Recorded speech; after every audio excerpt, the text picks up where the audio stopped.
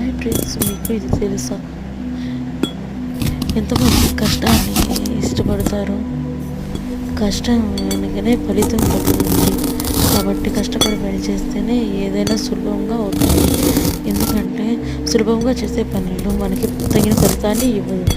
కష్టపడి చేసే పనులు మనకి చాలా ఫలితాన్ని ఇస్తుంది. అందుకనే అందరూ కష్టపడి పని చేయడం నేర్చుకోండి.